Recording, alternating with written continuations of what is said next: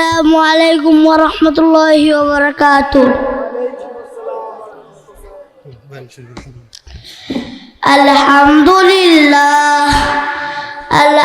لله نحمده ونستعينه ونستغفره ونؤمن به ونتوكل عليه ونعوذ بالله من شرور أنفسنا ومن سيئات أعمالنا من يهده الله فلا مضل له ومن يضلله فلا هادي له ونشهد أن لا إله إلا الله ونشهد أن سيدنا وسندنا وحبيبنا وطبيب ربنا وأولانا ومولانا محمد الذي أرسله الله تعالى بالحق بشيرا ونذيرا وداعيا إلى الله بإذنه وسراجا منيرا فقد قال الله تعالى في كلامه المجيد والفرقان الحميد إن الله وملائكته يصلون على النبي يا أيها الذين آمنوا صلوا عليهم وسلموا تسليما সকলে মুহাব্বতের সহিত দুরূদ ইব্রাহিম পাঠ করেন। আল্লাহুম্মা সাল্লি আলা মুহাম্মাদ ওয়া আলা আলি মুহাম্মাদ কামা সাল্লাইতা আলা ইব্রাহিম ওয়া আলা আলি ইব্রাহিম ইন্নাকা হামিদুম মাজিদ। اللهم بارك على محمد وعلى آل محمد كما باركت على إبراهيم وعلى آل إبراهيم إنك حميد مجيد। সর্বপ্রথম শুকরিয়া আদায় করেছি আমার মহান মালিকের নিকট, যে মালিক দুনিয়ার সমস্ত কাজকে ফারেক করে ফজলুর রহমান ইসলামিয়া মাদ্রাসার মাহফিলে আসার এবং বসার তৌফিক দান করলেন। এই জন্য সকলেই বলেন আলহামদুলিল্লাহ। আমার আলোচ্য বিষয় হলো মুসলমান কাকে বলে বা মুসলমানের আদর্শ কি? উত্তর, আমি আমার সারা জীবন, আমার স্বাস্থ্য, আমার শক্তি, আমার সম্পত্তি আল্লাহর আনুগত্যের ভিতরে থাকিয়া খরচ করিব। আল্লাহর আনুগত্যের বাইরে খরচ করিব না। এই অঙ্গীকার করিয়া যে মুসলমান জাতিভুক্ত হয় তাকে বলে মুসলমান। এই আনুগত্যের আদর্শ হইবে একমাত্র মুহাম্মাদুর রাসূলুল্লাহ সাল্লাল্লাহু আলাইহি ওয়াসাল্লামের আদর্শ। নবী করিম সাল্লাল্লাহু আলাইহি ওয়াসাল্লাম বলেছেন, আল মুসলিমু আকুল মুসলিম। হাদিস শরীফের অর্থ, মুসলমান মুসলমানের ভাই। এই আদর্শ আমাদেরকে মানতে হবে। নবী করিম সাল্লাল্লাহু আলাইহি ওয়াসাল্লাম বলেছেন, তলাবুল ইলমি ফারিদাতুন আলা কুল্লি মুসলিম। হাদিস শরীফের অর্থ, দ্বীনি ইলম শিক্ষা করা প্রত্যেক মুসলমানের উপর ফরজ। এই আদর্শ আমাদেরকে মানতে হবে। নবী করিম সাল্লাল্লাহু আলাইহি ওয়াসাল্লাম বলেছেন, আত-তাহুরু শাত্রুল ঈমান। হাদিস শরীফের অর্থ, পবিত্রতা ঈমানের অঙ্গ। এই আদর্শ আমাদেরকে মানতে হবে। নবী করিম সাল্লাল্লাহু আলাইহি ওয়াসাল্লাম বলেছেন, বাল্লিগু আন্নি ওয়ালাউ আয়া। হাদিস শরীফের অর্থ, আমার পক্ষ হইতে একটি বাণী হইল পৌঁছায় দাও। এই আদর্শ আমাদেরকে মানতে হবে।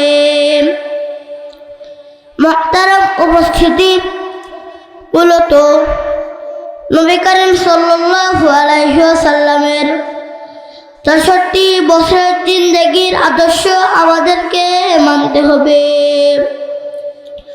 নবী করিম সাল্লাল্লাহু আলাইহি ওয়াসাল্লাম একদিন সাহাবায়ে কিরামদেরকে লক্ষ্য করে বললেন, হাশরের ময়দানে আমার ব্যাপারে তোমাদেরকে জিজ্ঞাসা করা হবে, বলো তোমরা কি জবাব দিবে? সাহাবায়ে কিরাম উত্তরে বললেন, আমরা সাক্ষী দিব আপনি আল্লাহর পয়গাম পৌঁছিয়ে দিয়েছেন, আপনি আল্লাহর আমানত আদায় করেছেন, আপনি উম্মতের কল্যাণ করেছেন। এরপর নবী করিম সাল্লাল্লাহু আলাইহি ওয়াসাল্লাম আকাশের দিকে হাত উত্তোলন করে বললেন, আল্লাহুম্মা আশহাদ, আল্লাহুম্মা আশহাদ, আল্লাহুম্মা আশহাদ। হে আল্লাহ, তুমি সাক্ষী থাকো। হে আল্লাহ, তুমি সাক্ষী থাকো। হে আল্লাহ, তুমি সাক্ষী থাকো। এরপর নবী করিম সাল্লাল্লাহু আলাইহি ওয়াসাল্লামের উপর এই আয়াত নাজিল হয়, আল-ইয়াউমা আকমালতু লাকুম দীনাকুম ওয়া আকমামতু আলাইকুম নি'মাতি ওয়া রাদিতু লাকুমুল ইসলাম দীনাম। অর্থ, আজ থেকে আমি তোমাদের দিনকে তোমাদের জন্য পরিপূর্ণ করে দিলাম এবং আর আমার নিয়ামত তোমাদের জন্য পরিপূর্ণ করে দিলাম এবং ইসলামকে দিন হিসাবে মনোনীত করলাম। ওয়া আখিরু দাওয়ানা আলহামদুলিল্লাহি রাব্বিল আলামিন। আসসালামু আলাইকুম ওয়া রাহমাতুল্লাহি ওয়া বারাকাতুহু। আলহামদুলিল্লাহ।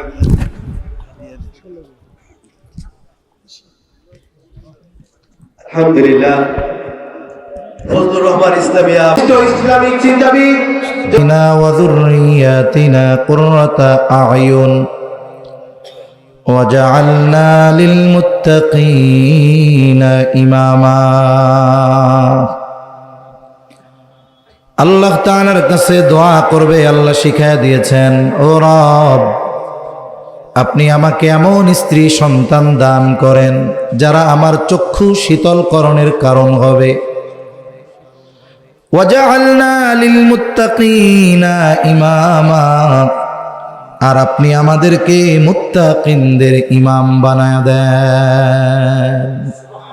এইরকম স্ত্রী সন্তান আমরা সবাই আশা করি কি করি না, কিন্তু সমস্যা হলো আমাদের আশা একরকম, আমাদের কাজ আর একরকম। আশা একরকম, কাজ আর একরকম।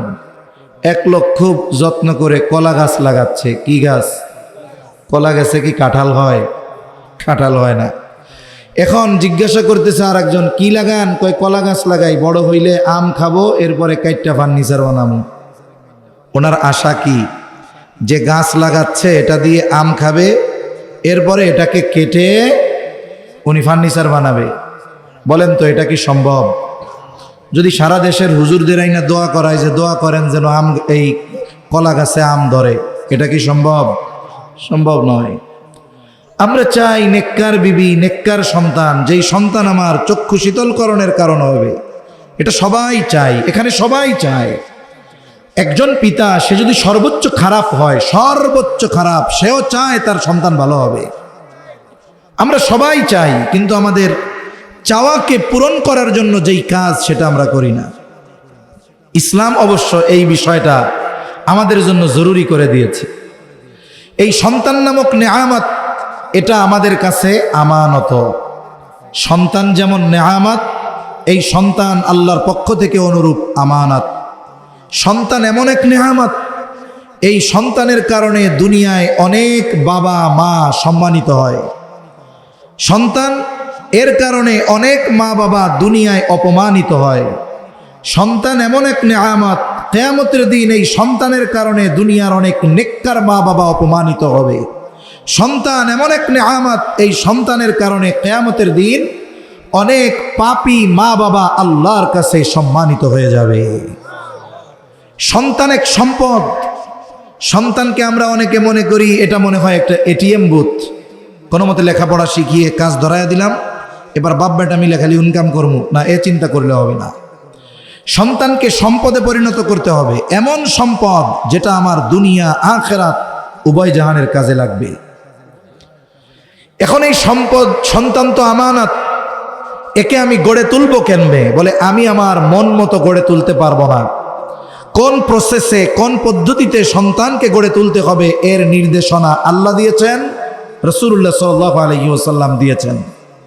এটাকে আমরা আমাদের পরিভাষায় বলি তারবিয়াত, প্রতিপালন। সন্তানকে কোন পদ্ধতিতে প্রতিপালন করতে হবে, এর তারবিয়াত কিভাবে হবে, এটা ইসলাম আমাদের শিক্ষা দিয়েছে। সাথে সাথে ইসলাম সন্তানকে দ্বীনের উপরে প্রতিপালন করা, দ্বীনি তারবিয়াত দেওয়া, এটা ফরজ করে দিয়েছে। একজন পিতা যে সন্তানকে দ্বীন শেখায় না, সে একটা ফরজ আদেশ অমান্য করে, যেই আদেশটা দিয়েছেন কে? আল্লাহ। সন্তানকে দ্বীনের উপরে গড়ে তোলা এটা ফরজ। আল্লাহ তাআলা বলেন, ইয়া আইয়ুহাল্লাযীনা আমানু কু আনফুসাকুম ওয়া আহলিকুম নারা। আল্লাহ তাআলা বলেন, হে ঈমানদারেরা, নিজে জাহান্নামের আগুন থেকে বাঁচো, অধীনস্থদের বাঁচাও। আল্লাহ রাব্বুল আলামিন এই জায়গায় ঈমানদারদের উদ্দেশ্য করে দুটি আদেশ দিয়েছেন, দুইটি আদেশ ঈমানদারদের উদ্দেশ্য করে। এক নম্বর আদেশ, হে ঈমানদারেরা, নিজে জাহান্নাম থেকে বাঁচো। দুই নম্বর আদেশ, অধীনস্থদের বাঁচাও। একজন ব্যক্তি ঈমান আনার মাধ্যমে অনন্তকাল জাহান্নাম থেকে বাঁচার নিশ্চয়তা পেয়ে যায়। কেননা হাদিসের মধ্যে আসছে, যেই ব্যক্তি যাররা পরিমাণ ঈমান সহকারে দুনিয়া থেকে বিদায় নিতে পারবে, হয়তো পাপের কারণে তার শাস্তি হবে, কিন্তু চিরকাল তাকে জাহান্নামে থাকা লাগবে না। আল্লাহ তাআলা ওই যাররা পরিমাণ ঈমানের কারণে একটা সময় জাহান্নাম থেকে নিষ্কৃতি দিয়ে আল্লাহ তাআলা তাকে জান্নাতের মালিক বানিয়ে দিবে। কেমন যেন আল্লাহ তাআলা বলেন, হে আমার গোলাম, ঈমান আনার মাধ্যমে অনন্তকাল জাহান্নাম থেকে বাঁচার নিশ্চয়তা তুমি পেয়েছো। এইবার এমন কাজ দুনিয়াতে করো যাতে কোনো কালের জন্য যেন জাহান্নামে না যাওয়া লাগে।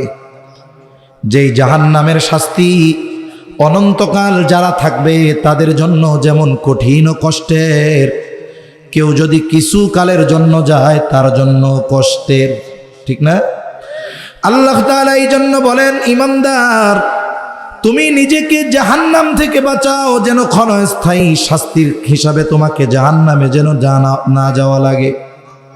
এখন যদি বান্দা প্রশ্ন করে, আল্লাহ, জাহান্নাম থেকে আমি নিজেকে কেমনে বাঁচাবো যেন বিনা হিসাবে জান্নাতে যেতে পারি, কি করব? এই জন্য মুফাসসিরিনে কেরাম বলেন, ঈমান আনার মাধ্যমে একজন মানুষ অনন্তকাল জাহান্নামের শাস্তি থেকে বাঁচে, আর আমল করার মাধ্যমে, নেক আমলের মাধ্যমে ক্ষণস্থায়ী জাহান্নাম থেকেও সে বেঁচে যায়। তার মানে নেক আমল করব, আল্লাহর আদেশ মানব, নিষেধগুলো থেকে বেঁচে থাকব, তাহলে আশা করা যায় আমাদের আর জাহান্নামের শাস্তি ভোগ করা লাগবে না, বিনা হিসাবে জান্নাতে যাওয়া যাবে। তাহলে 1 নাম্বার, নিজেকে জাহান্নাম থেকে বাঁচানোর জন্য আল্লাহ তাআলার আদেশ নিষেধ মান্য করা ফরজ। কি জোরে বলেন? এই যে নামাজ পড়ি, এটা সুন্নাত না ফরজ? আল্লাহর আদেশ, পড়ো। জাহান্নাম থেকে বাঁচতে হবে নামাজ পড়তে হলে। এই যে রোজা আসতেছে, 1 মাসও নাই, কেন আমরা রোজা রাখবো? যেন জাহান্নাম থেকে বাঁচতে পারি। তাহলে জাহান্নাম থেকে বাঁচার আদেশ দিয়েছেন কে? আর জাহান্নাম থেকে বাঁচার একটি মাধ্যম হলো রোজা। তার মানে বান্দা, তুমি আল্লাহ তাআলার হুকুম আহকাম মান্য করার মাধ্যমে নিজেকে বাঁচাও, এটা আল্লাহর আদেশ, ফরজ। 2 নাম্বার আদেশ, তুমি শুধু একা জাহান্নাম থেকে বাঁচবা হবে না, ওয়া আহলিকুম, তোমার অধীনস্থ যারা আছে তাদেরকেও জাহান্নাম থেকে বাঁচাও। নিজেকে যেমন নেক আমল করার মাধ্যমে জাহান্নাম থেকে বাঁচানো ফরজ, অনুরূপভাবে অধীনস্থদেরকেও জাহান্নাম থেকে বাঁচানো ফরজ। আদেশ দিছেন কে? জোরে বলেন না, কে? আল্লাহ। এখন কোনো বাবা যদি চিন্তা করে আমার ছেলের উপরে তো নামাজ ফরজ হয়ে গেছে, আমি নামাজ পড়ি, রোজা রাখি জাহান্নাম থেকে বাঁচার জন্য, তাহলে ছেলেরাও তো বাঁচাইতে হবে।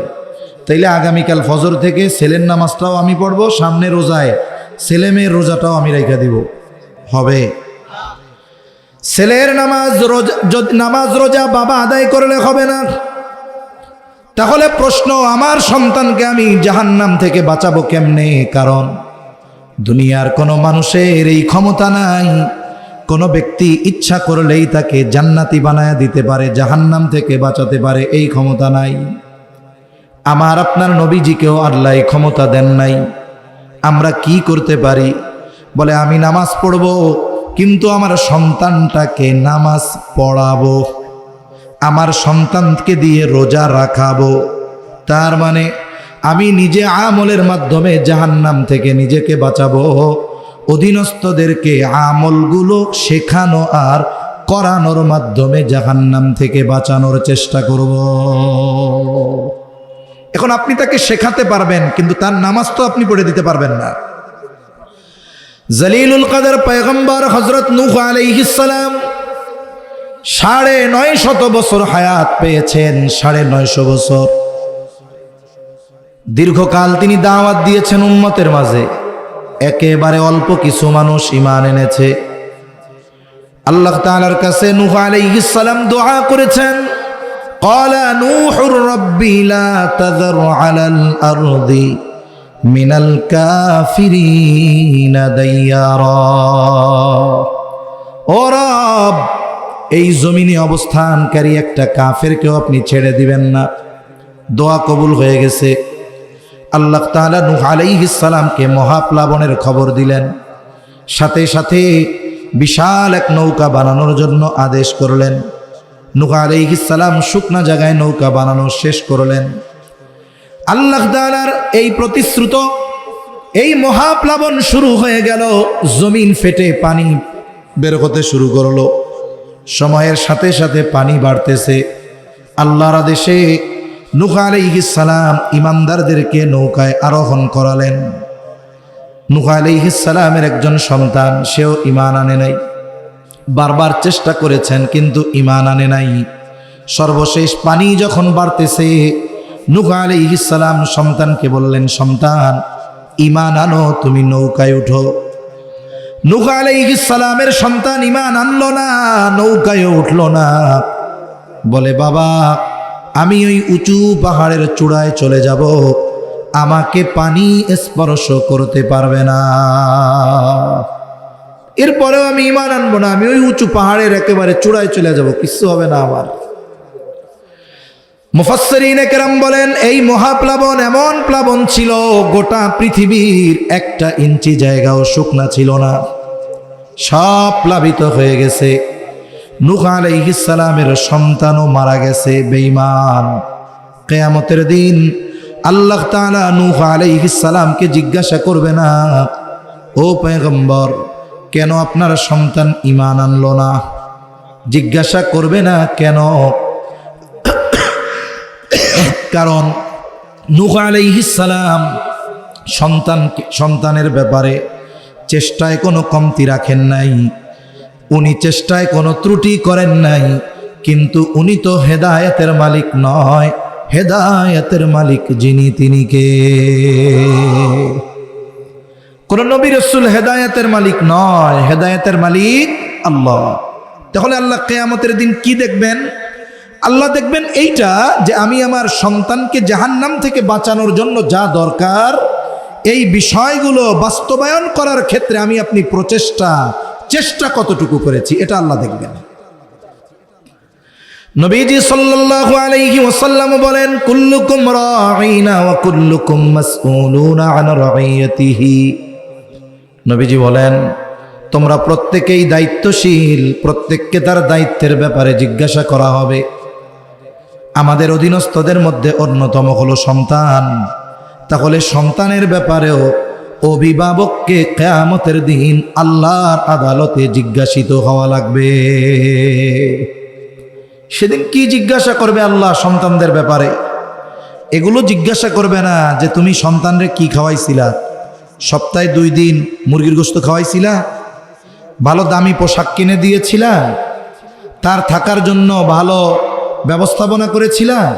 এগুলো কিছুই আল্লাহ জিজ্ঞাসা করবেন না, বরং আল্লাহ জিজ্ঞাসা করবেন তাকে তুমি কতটুকু দিন শিখিয়েছিলে। এইটুকুই অভিভাবককে কিয়ামতের দিন আল্লাহর সামনে জিজ্ঞাসিত হওয়া লাগবে।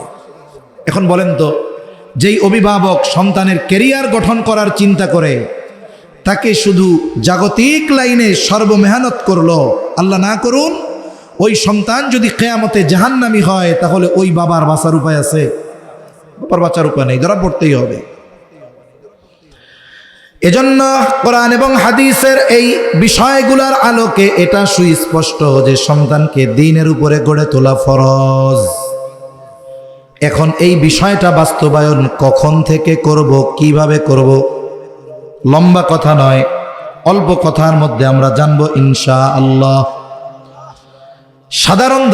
সাধারণ জেনারেল ধারণা বলে সন্তানের এই তারবিয়াত এটা শুরু হয় সন্তান একটু বড় হবার পরে। ইসলাম বলে না, সন্তানের তারবিয়াত শুরু হয় সন্তান দুনিয়ায় আসার আগে। কেন? যে কোনো অ্যারেঞ্জমেন্ট, যে কোনো আয়োজন সুন্দরভাবে সমাপন করতে হলে এটার প্রস্তুতি আগ থেকে নিতে হয়।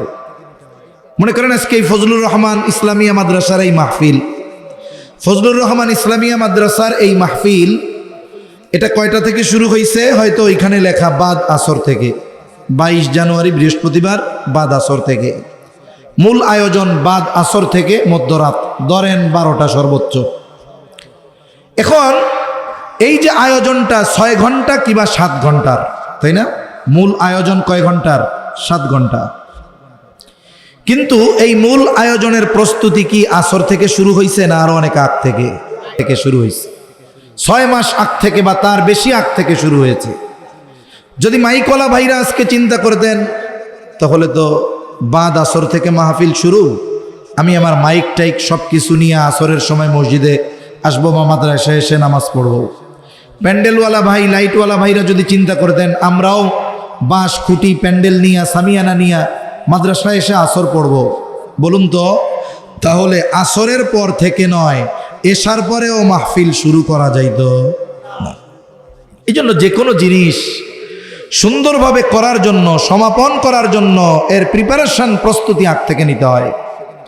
এখন আমি আপনি চাই সন্তানকে দ্বীনের উপরে গড়ব, সন্তান একজন নেককার সন্তান হবে, এটা দুনিয়ায় আসার পরে ফিকির করার আগে, ও দুনিয়ায় আসার আগে চিন্তা করার দরকার ছিল।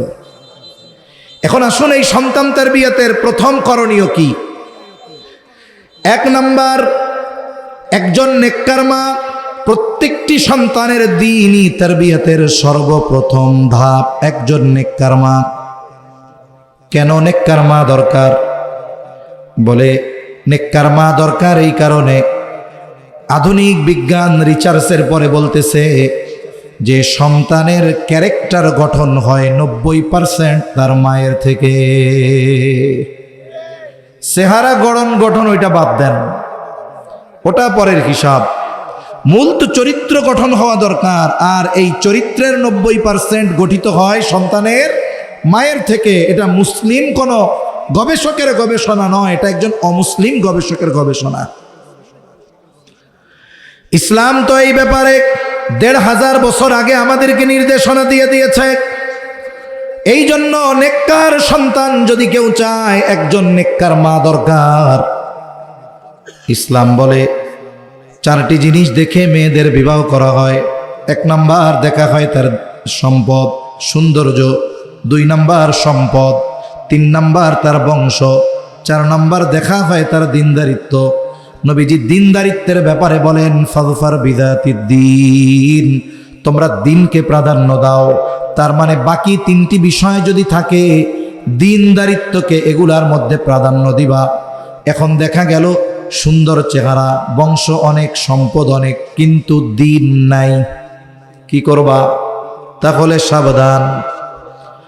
যদি এর ব্যতিক্রম হয়, দেখতে একটু শ্যামলা, বংশ অনেক উচ্চ নয়, সম্পদ অনেক নাই, কিন্তু দিনদারিত্বের ক্ষেত্রে কোনো কমতি নাই, বিবাহ করো, সবর করো।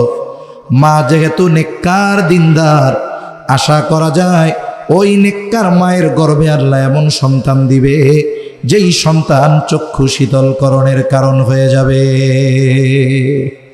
কি দোয়া করছিলাম শুরুতে? রব এমন স্ত্রী সন্তান দেন যারা আমার চক্ষু শীতলকরণের কারণ হবে। মানুষ চেহারার দ্বারা চক্ষু শীতল হয় না, অন্তরের প্রশান্তি আসে না। উত্তম চরিত্রের মাধ্যমে মানুষের অন্তরের প্রশান্তি আর চোখের শীতলতা আসে। আর একজন নেককার মা, এটা প্রতিটি সন্তানের হক। প্রসিদ্ধ একটি ঘটনা আছে, হযরত ওমর রাদিয়াল্লাহু তাআলা আনহুর কাছে এক লোক গেছে, ছেলের ব্যাপারে অভিযোগ দিয়েছে। খলিফাতুল মুসলিমিন, আমার সন্তান আমার হক আদায় করে না, আপনি একটু বলে দেন। হযরত ওমর রাদিয়াল্লাহু তাআলা আনহু যুবককে বলে, হে যুবক, কেন তুমি তোমার পিতার হক আদায় করো না? যুবক এবার পাল্টা প্রশ্ন করে বলে, খলিফাতুল মুসলিমিন, হক কি শুধু পিতা সন্তানের কাছে পায়? সন্তান কি পিতার কাছে কোনো হক পায় না? হযরত ওমর রাদিয়াল্লাহু তাআলা আনহু মৌলিক কয়েকটি হকের কথা বলেছেন। এর মধ্যে সর্বপ্রথম যেই হকের কথা তিনি বলেছেন, যে প্রত্যেকটা সন্তানের তার পিতার কাছে প্রথম ও প্রধান হক হলো একজন নেককার মা। একজন নেককার মা, এটা সন্তানের হক। কেন? কারণ সন্তানের চরিত্র গঠন হবে কার থেকে? মায়ের থেকে। আধুনিক বিজ্ঞান আরো অবাক করা বিষয় বলে সন্তান যখন মায়ের গর্ভে আসে, ওই সময় থেকে নিয়ে মার চিন্তা চেতনা, মায়ের কথার আওয়াজ, যখন বাচ্চাকে মার পেটে শ্রবণ শক্তি পায়, মায়ের কথা শুনে, মা যদি কোনো কথা শ্রবণ করে সেই কথাগুলো পেটের বাচ্চা শুনতে পায়। এজন্য আমেরিকার এক ডাক্তার, উনি প্রেগন্যান্ট মহিলাদেরকে নিয়ে এক সেমিনারে বলছেন যে আপনি আপনার সন্তানের ব্যাপারে যেমনটা আশা করেন, এই সন্তান যখন মায়ের পেটে থাকবে, আপনার পেটে, আপনি ওই কাজগুলো করবেন। কেন?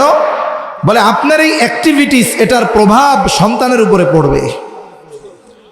প্রত্যেকটা মা সন্তান যখন গর্ভে আসে, সে মনে মনে একটা নিয়ত করে, আশা করে। দুনিয়ামুখী মানুষগুলো দুনিয়ার বিষয় আশা করে, নেককার মানুষগুলো নেক সম্পৃক্ত বিষয় আশা করে। উনি বলতেছে, যেহেতু মুসলিম, আপনি যদি চান আপনার সন্তানের কণ্ঠ সুন্দর হবে, সে গায়ক হবে, তাইলে আপনি বেশি বেশি গান গাইবেন। যার কণ্ঠ ভালো তার গান শুনবেন।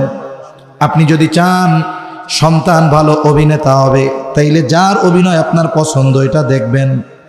বলুন তো, সন্তান যদি, মা যদি গান শুনে তাহলে সন্তান যদি গায়ক হয়, মা যদি সিনেমা দেখলে সন্তান নায়ক হয়, তাইলে মা যদি কোরআন পড়ে জিকির করে ওই সন্তান কোরআনওয়ালা আল্লাহওয়ালা হবে কি হবে না?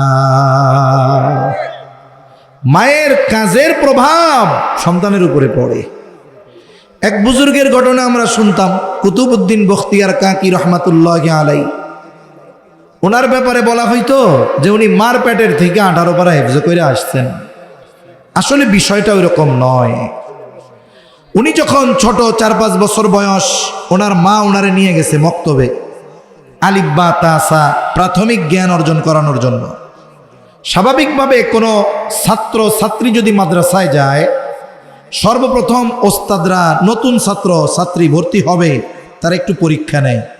কেন পরীক্ষা নেয়? একটু বুঝতে চেষ্টা করে সে কি পারে, এটা জানার জন্য। ওস্তাদ ওনারে প্রথমে পরীক্ষা করার জন্য বলতেছে, পড়ো আউযু বিল্লাহি মিনাশ শাইতানির রাজিম, বিসমিল্লাহির রহমানির রহিম। ওস্তাদ চিন্তা করছে এইটা বলার পরে আলিফ বা তাসা পড়াবো।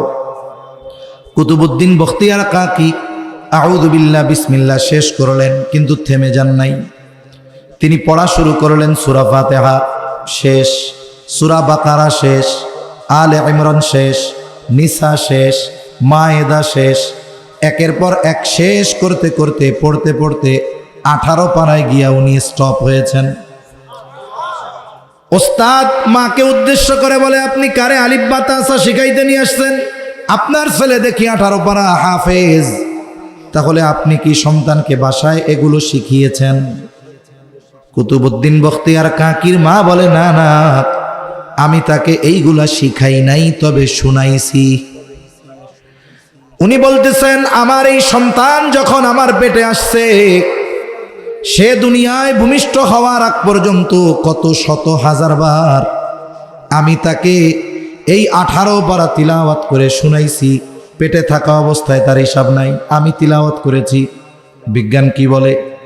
বিজ্ঞান বলে, যখন মায়ের গর্ভে সন্তান শ্রবণ শক্তি পায়, মা যেই কথাগুলো বলে, যেই কথাগুলো শোনে, সব কথা ওই গর্ভের সন্তান শুনতে পায়। এরপরে সন্তান ভূমিষ্ঠ হলো। আমার পবিত্রতা অর্জন হবার পর থেকে এই পর্যন্ত আমি আমার সন্তানকে কত হাজার বার এই 18 পারা তিলাওয়াত করে শুনিয়েছি, তার হিসাব নাই। এইবার ওস্তাদ বলতেছে, তাহলে বুঝতে পেরেছি মায়ের মুখে তিলাওয়াত শুনতে শুনতে আপনার সন্তান 18 পারার হাফেজ হয়ে গেছে। এজন্য মায়ের কাজ, কথা, এগুলোর উপরে সন্তানের ভবিষ্যৎ অনেকটা নির্ভর করে। দেখুন, আগের আমলে মানুষ যখন, মহিলারা যখন সন্তান সম্ভবা হইতো, তারা ঘরে বসে থাকতো না, তারা ঘরের কাজ করতো, সব করতো, স্বাভাবিক অ্যাক্টিভিটিস তাদের থাকতো। দেখা যাইতো যেই দিন সন্তান ভূমিষ্ঠ হয়েছে ওই দিনও সে মোটামুটি অনেক কঠিন কাজ করছে। কিন্তু এখনকার জামানায় যখন কোনো বোন প্রেগনেন্ট হন, ওই সময় সাথে সাথে উনি কেমন যেন লোলা হয়ে যান, উনি আর কোনো কাজ করতে চান না। ডাক্তারও একটু ভয়ভীতি দেয়, বেশি নড়াচড়া করেন না, এই হবে সেই হবে। ভয়ভীতি দেওয়ার তো কারণ আছে, নড়াচড়া করার কারণে তো সন্তান স্বাভাবিকভাবে ডেলিভারি হওয়ার সুযোগ থাকে। কিন্তু ঘরের মধ্যে বসে বসে যদি খায় আর মোবাইল টিপে, তাহলে সন্তানও স্বাভাবিকভাবে দুনিয়ায় আসবে না, ওর ক্যারেক্টারও অস্বাভাবিক হয়ে যাবে। গোটা পৃথিবীতে মানুষ 700 কোটি। কয়শো কোটি? 700 কোটি, এর বেশিও হতে পারে। এর মধ্যে মাত্র 1 কোটি হলো ইহুদি। ইহুদিদের চিনেন? এই যে ইসরায়েল, কেউ কেউ বলেন 1 কোটি 20 লক্ষ। এর মধ্যে প্রায় 1 কোটি ইসরায়েলে থাকে, বাকি 20 লাখ পৃথিবীতে ছড়িয়ে ছিটিয়ে আছে। যদিও এদের সংখ্যা মাত্র 1 কোটি, 700 কোটির মধ্যে 1 কোটি মাত্র ইহুদি। কিন্তু এই 1 কোটি ইহুদি গোটা পৃথিবীর এই রানিং যেই সিস্টেম, এটার নিয়ন্ত্রণ করে। বর্তমানের যেই অর্থনৈতিক সিস্টেম, অর্থনীতি বলেন, তারপরে মিডিয়া বলেন, মিডিয়া, এটা ওদের নিয়ন্ত্রণে। এই পৃথিবীর 3টা মিডিয়া আছে, ইন্টারন্যাশনাল মিডিয়া। একটা হলো CNN, একটা হলো BBC, একটা হলো রয়টার্স। এই যে মুসলিম বিশ্বে, মধ্যপ্রাচ্যে আমেরিকা যতগুলো দেশ হামলা করেছে, এই যে লিবিয়ায় শেষ করে দিয়েছে, ওই সময় লিবিয়ার মানুষের ভাল লাগে নাই গাদ্দাফিরে। জন্ম নিলেই অ্যাকাউন্ট খুলে গেছে, টাকা পাইছে। ফ্রি ফ্রি সেবা পেয়েছে। লিবিয়ার মতো মরুভূমির দেশে গাদ্দাফি 30 বছরের বিশুদ্ধ পানি স্টক করে রেখেছে। যদি পৃথিবীর পানি ফুরিয়েও যায়, ওই লিবিয়ার মানুষ 30 বছর বিশুদ্ধ পানি পান করতে পারবে। কিন্তু ভাল লাগে নাই, এই ভালো লাগে না যে এই ন্যারেটিভ তৈরি করছে বিবিসি, রয়টার্স আর CNN। কি হয়েছে? ও দেশের মানুষদেরকে উস্কানি দিয়েছে, এরপরে ওই দেশে হামলা করার বৈধতা জাতীয় সংঘের থেকে নিয়েছে। আজকের লিবিয়ার দিকে তাকান, কি অবস্থা আছে। কিছু টেহা দিয়া যদি কই যান লিবিয়া, কয় যাবো না, দেশে পান বেজমু তাও ভালো, লিবিয়া যাব না। অথচ এক সময় আরব আফ্রিকার মধ্যে অন্যতম এক পরাশক্তি হয়ে উঠতেছিল। এদেরকে দমাতে হবে কেমনে? আগে মিডিয়ার মাধ্যমে গোটা পৃথিবীকে জানাতে হবে যে ওরা টেরোরিস্ট, ওরা জঙ্গি, ওদের কাছে মরণাস্ত্র আছে। আর এই ন্যারেটিভগুলো তৈরি করে ইহুদিদের পরিচালিত ওই বিবিসি, CNN আর রয়টার্স। কি হলো? হামলার বৈধতা হলো। গোটা পৃথিবী আমেরিকার এই হামলাকে অধিকাংশ দেশ সমর্থন দিল। এই সমর্থন আগে মিডিয়ার মাধ্যমে তৈরি করছে। এরপরে কি হলো? আফগানিস্তানে হামলা করছে ওরা। অবশ্য আফগানিস্তানে মোটামুটি ভালো পিটানি খাইয়া দৌড়ানো লাগছে, কারণ ওই জায়গার মানুষগুলো একটা আদর্শের উপরে ছিল। এজন্য পৃথিবী পরাশক্তি আমেরিকা তার ন্যাটো জোট নিয়েও ওই জায়গায় টিকতে পারে নাই। আদর্শ খুব পাওয়ারফুল জিনিস। এরপরে ইরাকে, পৃথিবীর অন্যতম সুন্দর এক দেশ ইরাক, ইসলামের দ্বিতীয় রাজধানী ওইটা। একটা সময় মদিনা থেকে রাজধানী স্থানান্তরিত হয়েছিল কুফায়। এটা ইরাকে অবস্থিত। ইরাকের কত সুন্দর ইতিহাস, খলিফা হারুন আর রশিদের ইতিহাস। ইরাকের বসরার গোলাপ পৃথিবীর সবচেয়ে দামি আর সুন্দর গোলাপ। পৃথিবীর সুন্দর জায়গাগুলো ছিল ইরাকে। যখন সাদ্দাম হুসাইন, ভুল ত্রুটি তো অবশ্যই আছে, সাদ্দাম হুসাইন সময়ের সাথে সাথে পশ্চিমাদের চোখে চোখ রেখে কথা বলতে পারতেছে, মুসলিম বিশ্বে এক পরাশক্তি তৈরি হচ্ছে, এটাকে দমাতে হবে। কিভাবে? এইবার CNN, রয়টার্স, বিবিসি লেগে গেছে যে বলো ওদের দেশে মরণঘাতী অস্ত্র আছে, এই আছে, সেই আছে, হ্যান আছে, তেন আছে। একটা সময় গোটা পৃথিবী থেকে সমর্থন নিল যে ওদের আক্রমণ করো, যেহেতু পৃথিবীর জন্য বিপদ। আজকে ইরাকের অবস্থা কি? ইরাকের যেই মানুষগুলো এই চ্যানেলগুলার খবরে সাদ্দাম হুসাইনের বিরোধিতা করেছিল, আজকে তাদের অবস্থা কি হয়েছে দেখেন। বাংলাদেশের চাইতে 500 গুণ অবস্থা খারাপ। ইরাকের 5000 টাকার নোট দিলে বাংলাদেশের 500 টাকা হবে না। অথচ একটা সময় বাংলাদেশের চাইতে টাকার মান অনেক বেশি ছিল। তাহলে বলতেছিলাম এই মিডিয়ার নিয়ন্ত্রণ ইহুদিদের হাতে। এই যে আমেরিকা, এদের প্রযুক্তির নিয়ন্ত্রণ ইহুদিদের হাতে। এই পৃথিবীতে কোন দেশে কত মানুষ, কোন দেশের কত টাকা পয়সা আছে, এটা নির্ণয় করে ক্ষমতা নির্ণয় করা হয় না। এদেশে পৃথিবীর ক্ষমতার হিসাব করা হয় কার কাছে কতগুলো পরমাণু বোমা আছে। আমেরিকার কাছে সবচেয়ে বেশি। আমেরিকা এই জন্য পৃথিবীর মোস্ট পাওয়ারফুল কান্ট্রি, সবচাইতে শক্তিশালী দেশ আমেরিকা। এদেরকে এই পরমাণু বোম বানানোর থিংস দিয়েছে আইনস্টাইন, আর সে একজন ইহুদি, বিনিময়ে আজকের ইসরায়েল। আমরা তো বাংলাদেশে বসে থাকি, শুধু চিন্তা করি আর একটু হইলেও খালি লাফাই গেল। কিন্তু আপনাকে জিও পলিটিক্স জানতে হবে, এরপরে রাজনৈতিক কথা বলতে হবে। আমাদের বাংলাদেশের অধিকাংশ রাজনীতিবিদ লেখাপড়া করে না, এগুলো সব মূর্খ, গণ্ড, অশিক্ষিত। এজন্য দেশের উন্নতি হয় না। অধিকাংশ রাজনীতিবিদ শুদ্ধ ভাষায় কথা বলতে পারে না। একজন নেতার যত কোয়ান্টিটি থাকা দরকার, এর মধ্যে একটা হলো তার ভাষাগত শুদ্ধতা থাকতে হবে। এখন এগুলো বললে বলবে হুজুর আবার রাজনীতির কথা বলে কেন? এটা বুঝতে হবে তো, জিনিয়াস হতে হবে। আমাকে গোটা পৃথিবীর খবর নখদর্পণে থাকতে হবে। আমাকে বুঝতে হবে, এটা থিঙ্ক করতে হবে যে আজ থেকে 20 বছর পরে পৃথিবীর অবস্থা কি হতে পারে, এটা চিন্তা করতে হবে। ভবিষ্যৎ আল্লাহর হাতে, কেউ বলতে পারে না। তবে পৃথিবীর গতিপথ দেখে নির্ণয় করতে হবে যে 5 বছর 10 বছর পরে কি হতে পারে। আমরা শুধু লাফাইতেই পারি, আর কিছু পারি না। তা এই অর্থনীতি, এটা ইহুদিদের হাতে। শুধু আমেরিকার না, গোটা পৃথিবীর 95% অর্থনীতির নিয়ন্ত্রণ ইহুদিদের হাতে। মিডিয়ার নিয়ন্ত্রণ ইহুদিদের হাতে। টেকনোলজির নিয়ন্ত্রণ ইহুদিদের হাতে। এই যে ফেসবুক বলেন, যেটা দিয়ে আমরা খুব লাফাই, এটার নিয়ন্ত্রণ ইহুদিদের হাতে। যত ধরনের সোশ্যাল মাধ্যম আছে, সবগুলোর নিয়ন্ত্রণ ইহুদিদের হাতে। অর্থনীতির নিয়ন্ত্রণ ইহুদিদের হাতে কেন? এই যে টাকা দেখেন হাতে, এটা আসছে কোথার থেকে? এটার একটু সংক্ষিপ্ত বলি, কথা যেহেতু আসলো, এক বিষয় বলবো আর এক বিষয় হয়ে গেল। যাই হোক, বলি শুনেন। গোটা পৃথিবীতে আজ থেকে 100 বছর আগেও লেনদেন হতো স্বর্ণ আর রূপা দিয়ে। কি দিয়ে? কারেন্সি ছিল স্বর্ণ আর রূপা। একটা সময় হলো যে স্বর্ণ রূপা এটা তো একটা পরিমাণ থাকে, ওটারে ছোট নোট করা যায় না। যেমন আমাদের নোট 1 টাকা না, 50 পয়সা থেকে 25 পয়সা, 10 পয়সা, 5 পয়সা থেকে ছিল। কিন্তু স্বর্ণ দেখা যাবে 1 দিরহাম অথবা 1 দিনার। কিন্তু এটা তো ভাঙ্গানো যায় না, এটা ভাঙ্গানো যায় না। তখন সময় একটা টোকেন চালু হয়েছিল। টোকেন কি? ইহুদিরা এই ব্যবসাটা করতো বেশি। মনে করেন 1 দিরহাম সে রাখলো তার কাছে, এর বিনিময়ে সে একটা টোকেন চালু করছে, একটা অর্গানাইজেশন বানিয়ে, যে এই টোকেনটার সমমান, মনে করেন 10টা কাগজের নোট দিবে 1টা দিরহাম। তাইলে ওই দিরহাম তো আর 10টা বানানো যাচ্ছে না, ওই দিরহাম 10টা টাকার সমমান মূল্যের।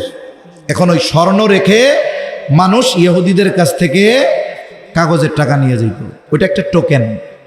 অনেক সময় অনেক হোটেলগুলাতে আছে দেখবেন যে ক্যাশে টাকা দিয়ে কোনো জিনিসের জন্য টোকেন নেওয়া লাগে। বলে যে একটা গোশতর টোকেন দেন, প্লাস্টিকের একটা দেয় না, গোশত লেখা থাকে। বলেন তো ওই টোকেনটা তো আপনি ওই দোকানে দিলেই চলবে, বাইরের দোকানে যদি দিয়া বলেন এই যে গোশতের টোকেন, 8 আনা পয়সা দিবে? স্বাভাবিকভাবে বোঝায়। এবার বলেন তো বাংলাদেশে 1000 টাকার যেই নোট আপনি যদি অন্য দেশে গিয়ে চালাইতে চান, কোনো মূল্য দিবে? ওই যে দোকানের গোশতর টোকেনের যেমন দোকানের বাইরে দাম নাই, বাংলাদেশের 1000 টাকার নোট দেশের বাইরে গেলে কাগজ, কোনো দাম নাই। কিন্তু বলেন তো গোল্ড, স্বর্ণ, বাংলাদেশে দাম আছে, ভারতে দাম আছে, সৌদি আরবে দাম আছে। এটা হলো ইন্টারন্যাশনাল কারেন্সি। গাদ্দাফি এটা চেয়েছিল। গাদ্দাফি চেয়েছিল যে মুসলিম বিশ্বে আমরা স্বর্ণরূপার কারেন্সি চালু করব। আমেরিকা জানে যদি এটা চালু হয় তাহলে আমি যে গোটা পৃথিবীর স্বর্ণ মজুত করে কাগজ ধরাই দিয়েছি মানুষের হাতে, কি হবে? ধরা খেয়ে যাব, অর্থনীতি ভেঙে পড়বে, আমার সুপ্রিম পাওয়ার চলে যাবে।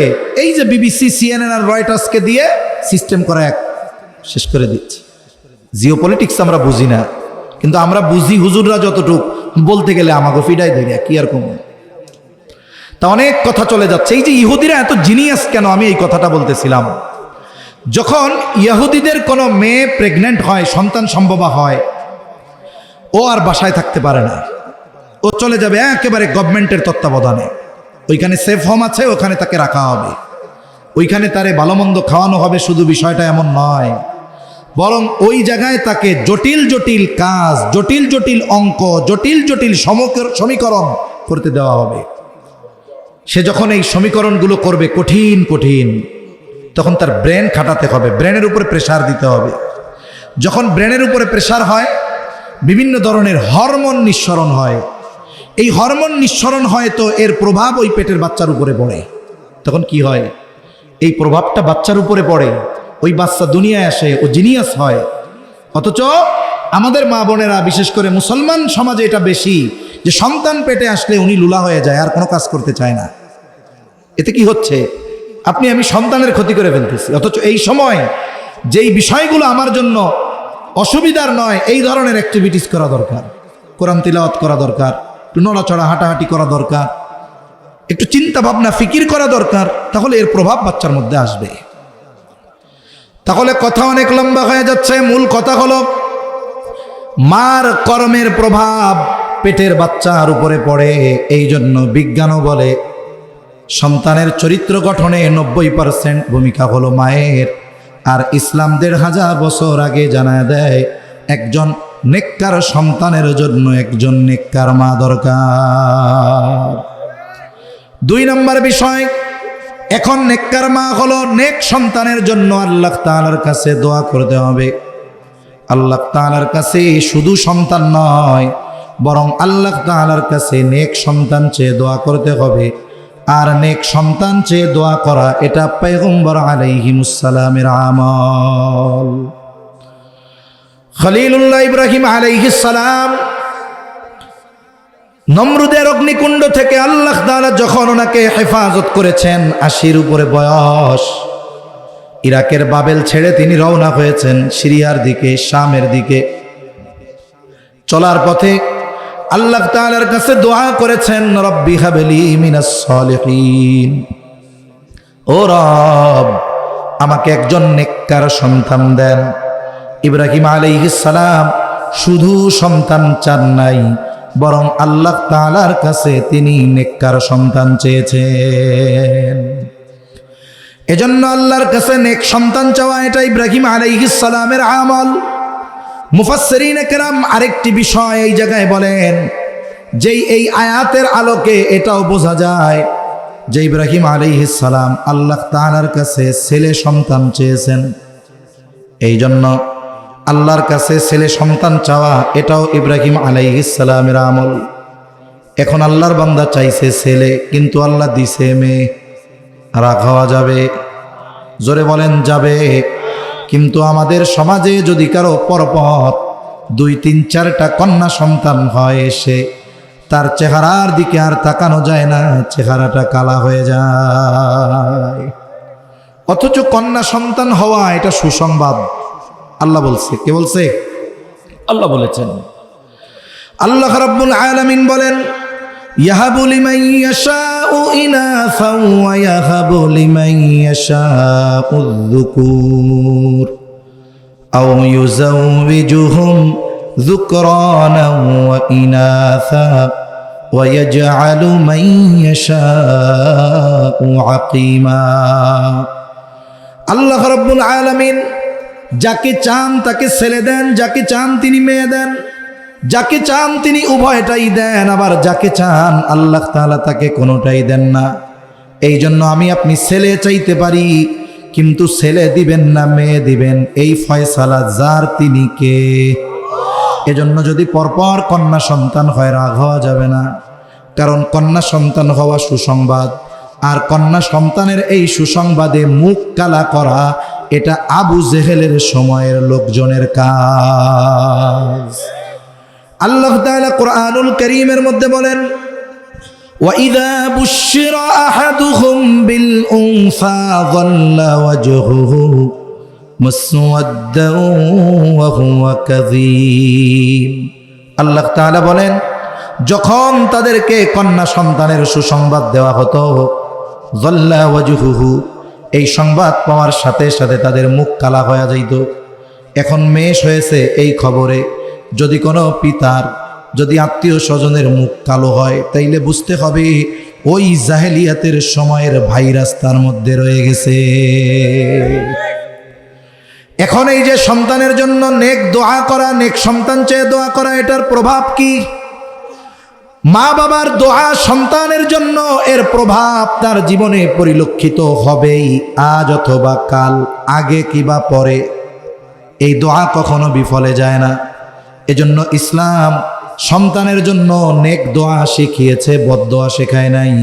কিন্তু আমাদের সমাজে অনেক মানুষ আছে, সন্তান যদি একটু বিরক্ত করে, চঞ্চলতা করে, মুখের উপরে বদদোয়া দিয়া দেয়। আছে না? মনে করেন মাদ্রাসায় পড়ে, স্কুলে পড়ে, স্কুলে গিয়া ঠিকমতো পড়াশোনা করে না, দুষ্টুমি করে, চঞ্চলতা করে, ছোট মানুষ তো। এখন অভিভাবকরা বিচার দিছে বাবার কাছে, মায়ের কাছে। মা বিরক্ত হয়ে বলতেছে, আল্লাহ যেন তোর মুখ আমারে আর না দেখায়। বলে না এরকম? তোর জ্বালায় আর সম্মান থাকলো না, আল্লাহ যেন তোর চেহারা আর না দেখায়। পোলা এটা রোডে যাইয়ে ট্রাকের তলে মাথা পিষে শেষ, চেহারা দেখার সুযোগ আছে আর? এখন বলেন তো, এই যে বাচ্চাটা মারা গেল, আমি আপনি হয়তো 2-4 দিন আফসোস করব, কিন্তু যেই মা বদদোয়া করেছে ওই মা যতদিন বেঁচে থাকবে কি চিন্তা করবে? আরে আল্লাহ, ওই টাইমটাই করছিলাম, বদদোয়া কেন করলা? দোয়া তো তুমি কবুল করছো। আরে ওই সময় যদি আমি নেক দোয়া করতাম, তাইলে আমার সন্তানের জন্য আজ কবুল হয়ে যেত। এই জন্য কখনোই সন্তানের জন্য বদদোয়া করা যাবে না। সন্তানের জন্য নেক দোয়ার প্রভাব সন্তানের জীবনে পড়ে। তাহলে 1 নাম্বার নেককার মা, 2 নাম্বার নেক সন্তান চেয়ে আল্লাহ তাআলার কাছে দোয়া। এবার আল্লাহ একটা সন্তান দিল, কি করব? জাহান্নাম থেকে বাঁচাতে হবে। এতক্ষণ হয়েছে প্রস্তুতি, এখন হলো মূল পর্ব শুরু। 6 মাস ধরে আয়োজন চলতেছে, কিছুদিন যাবৎ পোস্টার চলতেছে, কয়েকদিন যাবৎ মাহফিলের প্রচারণা চলতেছে। মূল মাহফিল শুরু হয়েছে সন্ধ্যা থেকে। এই যে দোয়া নেককার বিবি, এটা হলো প্রস্তুতি। বলে যার প্রস্তুতি যত ভালো, যত সুন্দর, তার ফিনিশিং তত ভালো। এখন সন্তান দুনিয়ায় ভূমিষ্ঠ হলো। সন্তান ভূমিষ্ঠ হওয়ার পর সন্তানের কিছু হুকুক আছে, হুকুক, হক, এগুলো আদায় করব। সন্তান দুনিয়ায় ভূমিষ্ঠ হওয়ার পর ছেলে হোক কিবা মেয়ে, ডান কানে আজান আর বাম কানে ইকামত। ছেলে হোক অথবা মেয়ে, ডান কানে আজান বাম কানে ইকামত। কোথায় দিবেন? বলে ওই জায়গায় যদি কোনো পুরুষ না থাকে, নারীরা এই আওয়াজগুলো, শব্দগুলো ওই শব্দভূমিষ্ঠ শিশুর কানে পৌঁছায়া দিবে। পুরুষ নাই, নারীরাই দিয়ে দিবে আজান ইকামতের শব্দগুলো। অনেক মানুষ এখনো জানে না। রাত 3টার সময় ছেলে হইছে বা মেয়ে হইছে, 3টার সময় দিছে মসজিদের ইমাম না মুয়াজ্জিনরে ফোন। এখন স্বাভাবিকভাবে ইমাম সাহেব বা মুয়াজ্জিন সাহেবরে রাত 3টায় ফোন দেয় কয়েকটা কারণে। ইমাম সাহেব ফোন দিয়ে কয় কি হয়েছে, কেউ মরছে নাকি? কয় না, ধরা খাইছে, বিয়া দিতে হবে। বুঝেন নাই? অকারেন্স করে ধরা খাইছে, এখন বিবাহ দিতে হবে, এক কারণ। আরেকটা হলো অমুকে মারা গেছে, একটু আসেন। তা মুয়াজ্জিনও ফোন ধরছে, ফোন ধরে লাফা উঠে কয় ভাই কি হয়েছে, কে মরছে কোন তো? আরে না, কেউ মরে নাই, আমার একটা পোলা হয়েছে, আপনার লেগে বিকাশে 2000 টাকা হাদিয়া পাঠামনে, একটু আজান দিয়ে দিয়েন। এখন যদি কুটুরিয়া কেন্দ্রীয় মসজিদের মুয়াজ্জিন সাহেব অথবা নিক্কন হাউজিংয়ের মুয়াজ্জিন সাহেব চিন্তা করে 2000 টাকা হাদিয়া দিব, আজানটা দিয়ে দেই রাত 3টার সময়, তাইলে আমাদের দেশের ইমাম মুয়াজ্জিনদের খেদমত হইল, মনে করেন আপনি একটা মোমবাতি ধরাইয়া দক্ষিণা বাতাসের বিরুদ্ধে দাঁড়িয়ে থাকবেন, প্রচণ্ড বাতাস, ওই মোমবাতি জ্বলে থাকতে পারে, কিন্তু ইমাম মুয়াজ্জিনের চাকরি সামান্য কারণে চলে যাবে। ওই মোমবাতি থাকতে পারে কিন্তু চাকরি থাকার নিশ্চয়তা নাই। উনি যদি রাত 3টার সময় উঠে আজান দেয়, কমিটি কইব আপনার আর ফজরের আজান দেওয়া লাগবে না, আপনি ভাগেন। তা অবস্থা হলো মানুষ এখনো জানে না। অনেকে বলে যে একটু আজান দিয়ে দেন, কিন্তু আজানটা কোথায় হবে? বাচ্চার ডান কানে আজান, বাম কানে ইকামত। এইবার 7ম দিন কয়েকটা কাজ আছে। একটা হলো তার চুল, মাথার চুল মুন্ডায় ফেলতে হবে। যদি কোনো অসুস্থতার কারণে, অনেক সময় অনেক বাচ্চা স্বাভাবিক ডেলিভারি হয় না, তার এই মাথার উপরটা খুব নরম থাকে, হ্যাঁ, ওর জন্য তো আর 7ম দিন রিক্স, আপনি কয়েকদিন পরেই করবেন। মূল কাজ হলো তার প্রথম চুলটা মুন্ডাতে হবে। 7ম দিন করতে পারলে ভালো, না পারলে পরের সপ্তাহে করেন, তারপরের সপ্তাহে করেন। চুল মুন্ডায়া সুন্দর মতো ওই চুলের ওজন পরিমাণ স্বর্ণ, রূপ্য অথবা উভয়টার যে কোনো একটার সমপরিমাণ মূল্য সদকা করে দিতে হবে। এরপরে 7ম দিন আর একটা কাজ, তার আকিকা করতে হবে। আকিকা, আকিকা যদি ছেলে হয় 2টা ছাগল দিয়ে, মেয়ে হলে 1টা দিয়ে। 7ম দিন না পারলে 2য় সপ্তাহে, না পারলে 3য় সপ্তাহ বা 21তম দিন করতে হবে। যার অ্যাবিলিটি নাই, 2টা ছেলে হয়েছে কিন্তু 1টা ছেলে হয়েছে, 2টো দিয়ে দেওয়ার অ্যাবিলিটি নাই, উনি 1টা দিয়েই সময় মতো আকিকা করবে। কারণ আকিকার সাথে বাচ্চার অনেক কল্যাণ অকল্যাণের বিষয় থাকে। যদিও এটা ফরজ না, কিন্তু অনেক গুরুত্বপূর্ণ বিষয়। ইচ্ছা করে বিলম্ব করব না। 7ম দিন আরেকটা কাজ হলো সুন্দর একটা ডাক নাম রাখা। ডাক নামটা কি হতে হবে? সুন্দর।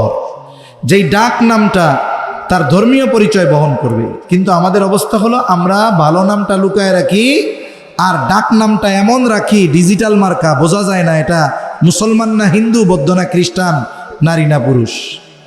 কি নাম? আব্দুর রহমান টনি, সামিউর রহমান জনি, এরকম নাম আছে না? সামিউর রহমান সুন্দর নাম, আব্দুর রহমান সুন্দর নাম, কিন্তু টনি, রনি, জনি এই ধরনের ডাক নাম সব ধর্মের মানুষের মধ্যে আছে না? তাহলে এই নামটা এর কোনো স্বকীয়তা নাই, ধর্মীয় পরিচয় বহন করতে পারতেছে না। নবীজি বলেন সবচাইতে আল্লাহর কাছে পছন্দের নাম আব্দুল্লাহ আর আব্দুর রহমান। আব্দুল্লাহ, আব্দুর রহমান বেশি। আপনি আল্লাহর গুণবাচক নামের সাথে আব্দুল যোগ করে অন্য নাম রেখে দেন, আব্দুল হালিম, আব্দুল মজিদ, আব্দুল সামাদ, আব্দুল মালিক, কত সুন্দর সুন্দর নাম আছে। আবার এটা ডাকার সময় কিন্তু খেয়াল করতে হবে। আমাদের দেশে কিছু অঞ্চলে আছে নামটাও বেকা করে ডাকে। মনে করেন ওনার নাম আব্দুল খালেক, কিছুদিন পরে আমরা আব্দুল বাদ দিয়া দেই, এবার শুধু খালেক ডাকি।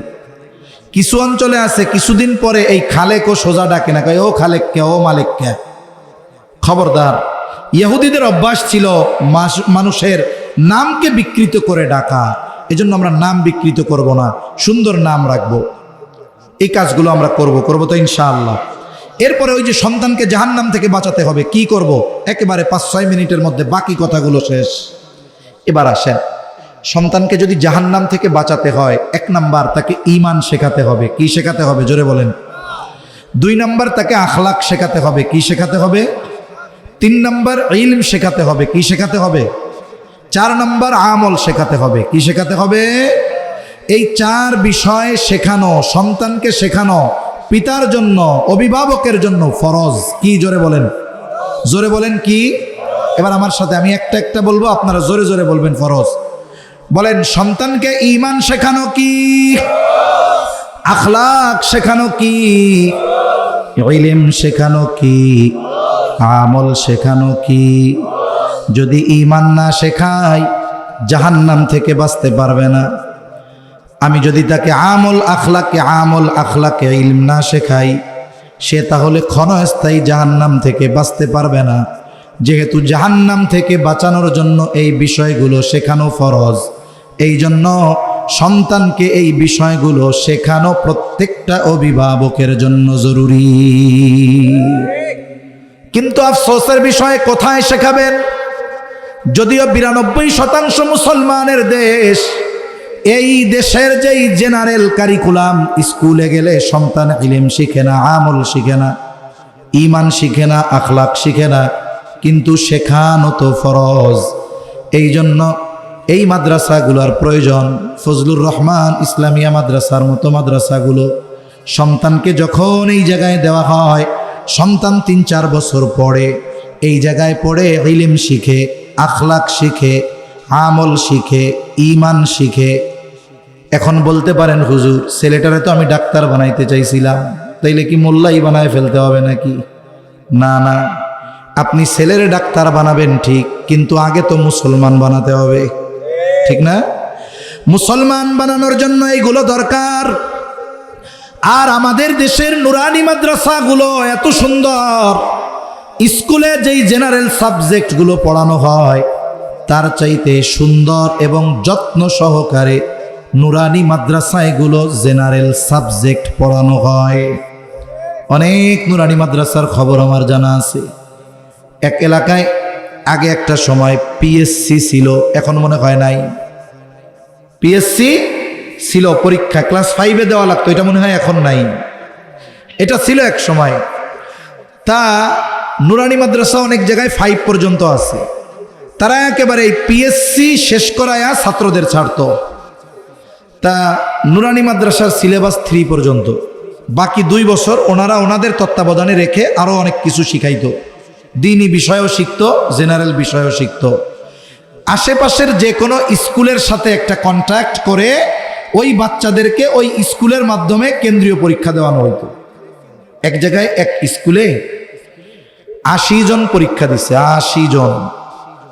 এর মধ্যে 75 জনের উপরে গোল্ডেন এ প্লাস পেয়েছে। ওই স্কুলের হেডমাস্টার তো কঠিন অবস্থা। উনি শিক্ষা অফিসারের সামনে গিয়ে বলতেছে, আরে আমি ওই স্কুলের হেডমাস্টার, জানেননি আমার স্কুলে 80 জন পরীক্ষা দিয়া 100-তে 100 পাস, 75 জন গোল্ডেন এ প্লাস পেয়েছে। পুরে খুশি। কিন্তু বাস্তবতা কি? খোঁজ নিয়ে দেখা গেল গোল্ডেন এ প্লাস যে কয়জন পেয়েছে এর মধ্যে 70 জনের উপরে হলো পাশের নুরানি মাদ্রাসার ছাত্র ছিল। বুঝেন নাই? মানিকগঞ্জে এক জায়গায় মাহফিলে গেছি, একটা স্কুলের সাথেই ভালো একটা নুরানি মাদ্রাসা, স্কুল মাঠে মাহফিল। এমনিতেই তো অনেক জায়গায় মাদ্রাসার সাথে স্কুলওয়ালাদের সাথে একটু সম্পর্ক খারাপ থাকে, যে মাদ্রাসাওয়ালাদের জন্য আমাদের স্কুলের ছাত্রছাত্রী থাকতেছে না। তা আমি নুরানির মোহতামিম সাহেবরে জিজ্ঞাসা করছি, স্কুলের মাঠে মাহফিল দিচ্ছেন, এরা বিরোধিতা করে না? কয় হুজুর বিরোধিতা করার কেউ নাই। কেন? বলে যে কয়জন শিক্ষক আছে প্রত্যেকের ছেলে মেয়ে আমার মাদ্রাসায় পড়ে। আমিও তাদের সাথে সমন্বয় করছি, ভর্তি করা সব। যখন খোঁজ পায় যে আইব, সবগুলারে কই যায় যায় ক্লাসে বয়, আর কোনো অসুবিধা নেই। আইসা ধরে, সব পারে, উনিও খুশি, শিক্ষা অফিসারও খুশি। তা যে কথা বললাম, জেনারেল সাবজেক্টগুলো বর্তমানে স্কুলে যেই পরিমাণ যত্নে শেখানো হয় তার চাইতে বেশি যত্নে মাদ্রাসায় শেখানো হয়। এখন আপনার সন্তান 3 বছর 4 বছর 5 বছর পড়ে এরপরে হাই স্কুলে গেল, এতে কি হবে? এখানে তার ঈমান আকীদা ঠিক হবে, তার উত্তম চরিত্রের আলোকে সে গড়ে উঠবে। হয়তো ছোট বাচ্চা যখন শেখাবে আমল করবে না, কারণ চঞ্চল তো, কিন্তু ওই শেখাটা বড় হওয়ার পরে তার কাজে লাগবে। বড় হওয়ার পরে তার আচার আচরণের মধ্যে পরিবর্তন দেখা যাবে। বলে শিখাইছিল কোন জায়গায়? বলে ওই মাদ্রাসায়। এরপরে ইলম তো শিখবেই, যতটুকু কমপক্ষে শেখা ফরজ, সবার জন্য ফরজ, শুধু হুজুরদের জন্য না, সবার জন্য যতটুকু শেখা ফরজ শিখতে হবে ওটা শিখবে। মাদ্রাসায় শুধু শেখায় না, বরং সাথে সাথে এটাকে প্র্যাকটিক্যাল আমলও করানো হয় তাদেরকে দিয়ে। এই 4 বিষয় যদি না হয়, সন্তানকে জাহান্নাম থেকে বাঁচানো সম্ভব নয়। এখন বলুন, অভিভাবক হিসাবে আমরা কি চাই আমাদের সন্তান জাহান্নামে যাক? আমরা কি চাই যে সন্তানের কারণে দুনিয়া আখেরাতে আমরা অপমানিত হই? আমরা কেউ চাই না। দুনিয়ার সবচেয়ে খারাপ বাবাটাও চায় যে আমার সন্তান সবচাইতে ভালো মানুষ হোক। দুনিয়ার সবচাইতে খারাপ মা চায় যে আমার সন্তানটা ভালো হোক। শুনুন, অনেক জায়গায় আছে মা সর্বোচ্চ খারাপ কাজের সাথে জড়িত। আমি জায়গার নাম বললাম না, পত্রিকায় দেখেছি। সেই মা সন্তান হইছে, সেই মাও সন্তানকে ওই পরিবেশে রাখে নাই, খুলনা এক জায়গায় এক মাদ্রাসায় পাঠায়া দিছে, ছেলেটা হাফেজ হইছে। অথচ দেখুন, ওই মা সর্বনিকৃষ্ট কাজের সাথে জড়িত। ওই মাও চায় না যে আমার সন্তানের চরিত্রটা খারাপ হোক। ওই মাও আশা করে হয়তো আমি পাপ করেছি, হয়তো আল্লাহর কাছে মাপ চাইব, যদি আমাকে আল্লাহ মাফ না করে হয়তো ওই সন্তানের কারণে আখেরাতে আল্লাহ হয়তো শাস্তি দিয়ে হলেও মাফ করবে। এজন্য সম্মানিত উপস্থিতি, আমরা আমাদের সন্তানদেরকে আগে এই দ্বীনি বিষয়গুলো শেখাবো তো ইনশাআল্লাহ।